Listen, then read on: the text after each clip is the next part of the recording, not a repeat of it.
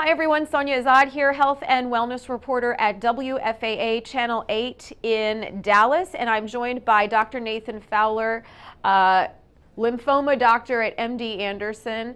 And Dr. Fowler, thanks so much for being with us. I know you're in Houston and dealing both with work and home, so we appreciate your time. I'm really concerned about patients who can't get in and out of the medical center, particularly patients who have scheduled treatments. So can you talk a little bit about what that's like right now? So for the past 3 days, MD Anderson, we have had our outpatient clinics closed because of the flooding around the medical center. Right now we have ride-out teams that are staying the night in the inpatient setting, and those dedicated doctors and nurses have been able to care for the patients that are actually admitted to the hospital. Many of the times these are patients that need acute care, and some of them are receiving treatment, chemotherapy and radiation while they're in the hospital. The big problem right now is that with the outpatients or the outpatient clinics closed, a lot of the patients that were receiving scheduled treatment, scheduled chemotherapy, scheduled radiation can't get into those visits. And in some cases, in cancer patients, they need to have their treatments on a certain regimen. Otherwise, there's a risk that the efficacy of the regimen could be compromised. So right now, we hope that through the efforts of the folks at MD Anderson, now we'll be able to open in the next day or two. And if that happens, we hopefully, again, by kind of working overtime, be able to get these patients into the treatments that they needed. Luckily, I've also had several folks around the country from major cancer centers reach out and contact us. And so some of the patients that would have been traveling into Houston but can't get in because of the airport closures, hopefully can get some of these required treatments at their local hospital or their local academic medical center. Is there any talk right now that you know of about cancer patients at MD Anderson being moved to places like UT Southwestern in Dallas or other cancer centers across the country? So not yet. We hope that if this is just a temporary closure, in other words, if many of these patients only require a delay of a couple days, that will not have to happen. Now, clearly, if there is a longer closure for our patients who are traveling from out of town, and honestly, that's a significant minority of the patients that we see, we'll have to figure out ways for them to get their treatment locally. So as of now, I'm not aware of us having to transfer any patients to other centers for care, but I think that clearly will be determined by the extent of the storm and when we can reopen. I wish I could be there. I'm not in Houston with you guys, but I know that you have been out helping to rescue people yourself in this big high water vehicle wrapped with the Halo House Foundation logo, which really gets to the heart of what Halo House does, helping people. Could you describe what the streets around the Texas Medical Center look like? I mean, we've seen aerial pictures of it and video, but what is it like now? Is it getting any better? Has the water receded, or is it still raining? Sure. It is still raining, but the water has receded in most areas directly adjacent to the Texas Medical Center. If you go down some of the streets closer to the bayous, it's still impassable. But as of this morning, it looks like most of the streets are now open. Now, unfortunately, a lot of the businesses along the main street that leads to MD Anderson, Holcomb, and some of those others were flooded, so I don't see them opening anytime in the near future, but at least now, most of the roads directly adjacent to the medical center are open. As you mentioned, we were out 2 days ago helping people out. Luckily, with this high water vehicle, we could get to a lot of places, but even with that vehicle, I would say we could access maybe 20% of the roads. Most of the roads we would have to get out, and we were wading in about waist deep water, and this is literally within 1,000 yards of the medical center. Most of the areas were impassable even with high water vehicles. We've heard about multiple hospitals in the medical center needing to evacuate patients. We've seen video. It seems really dangerous to me, and also a little bit chaotic, a little bit, nerve-wracking to have to move patients who are experiencing chronic illness or needing, for instance, oxygen or special treatment. Can you describe logistically moving some of these people from one hospital to another? I mean, what does that entail as a physician? What are you most concerned with? So,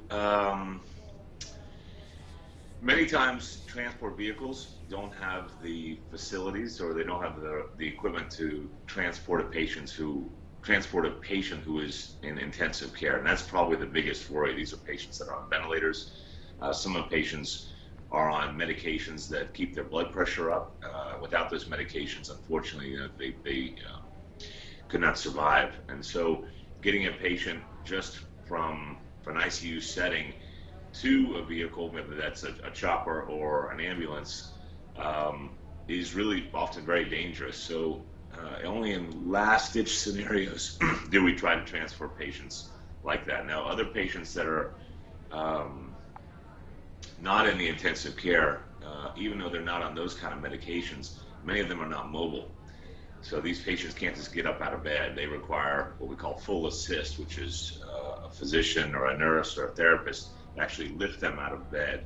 So you can imagine if you're on a building which is 9, 10, 12 stories, especially if that building has intermittent power, to get them even to an area where they can be transported, meaning on the ground floor or to a helipad. So it can be very, very challenging for many patients that are in a hospital setting and are not well enough to actually get up and walk.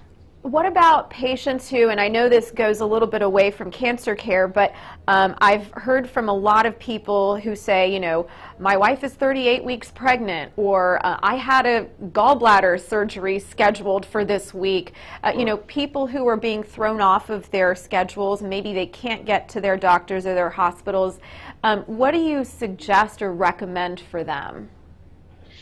So I think that if you anticipate that you're going to, now there are different levels of urgency. Clearly, if a patient goes into unexpected labor, it's hard to plan for that. But if you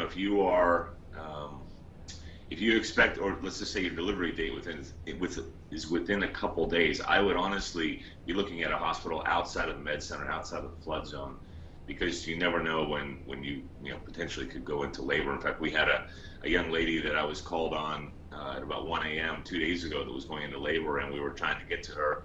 Luckily, the HPD had a high water vehicle that could get to her and transfer her to Texas Women's, which was still accepting patients. But in that kind of scenario, if you even have any type of forewarning that you're going to need to get to a medical center, I would search out an area that's outside of the flood zone. When do you anticipate going back to work, being able to go back to MD Anderson yourself? Do you have any idea at this point? Yeah, so luckily we have power here. I'm at home. And so MD Anderson has been in constant communication with the faculty. As of today, the outpatient clinics are closed, and so they're asking all the staff, physicians, nurses, and support staff not to come into the hospital.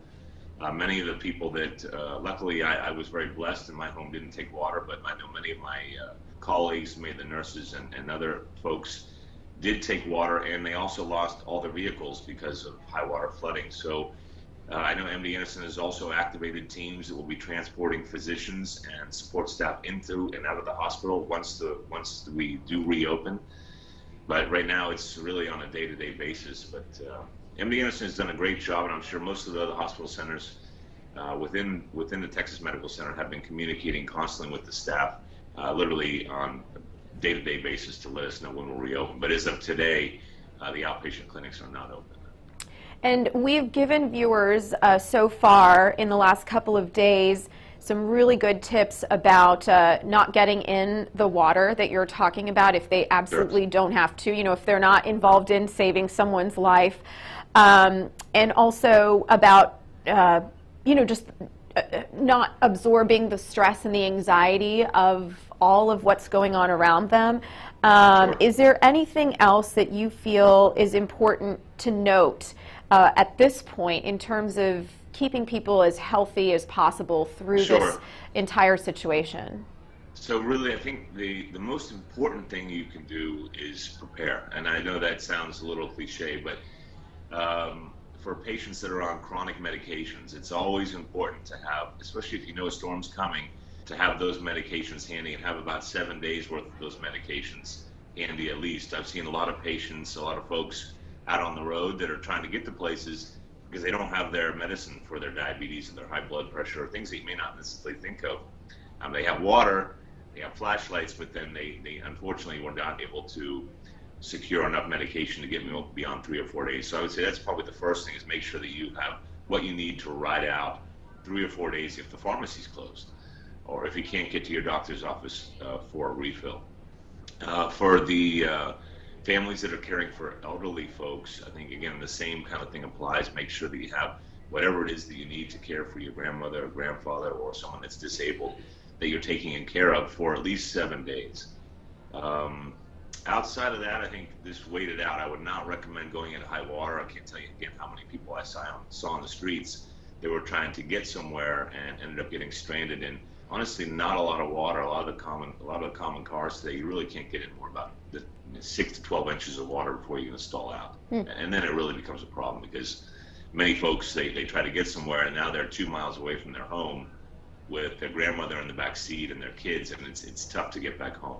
Well, Dr. Fowler, we really appreciate your time and your insight, and we certainly wish you, your family, everyone in Houston the best, and please send our regards to the staff, the nurses, the doctors, the social workers, everyone at MD Anderson, because I know you guys are doing everything you can to make sure that patients receive the care that they need. So thank you so much for your time, and we'll touch base again soon.